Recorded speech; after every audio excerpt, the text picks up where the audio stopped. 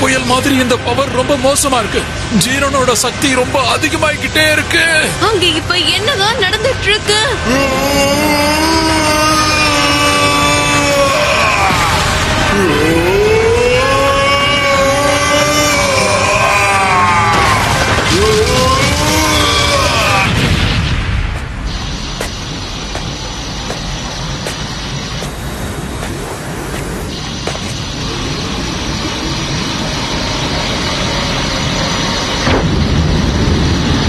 ஜீரனோட அபரிமிதமான சக்தியால எல்லாமே வெடிச்சிடுச்சு. இது அவனால எப்படி முடிஞ்சது?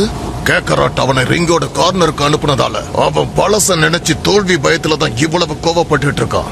இதுவும் ஒரு விதத்துல நல்லதுக்கு தான். இப்ப பாருங்க, ஜீரன் ஒளிச்சு வச்சிருந்த எல்லா பவரும் வெளியில வந்துருச்சு. கோகு இப்ப கார்னர்ல இருக்கான். என்ன இது?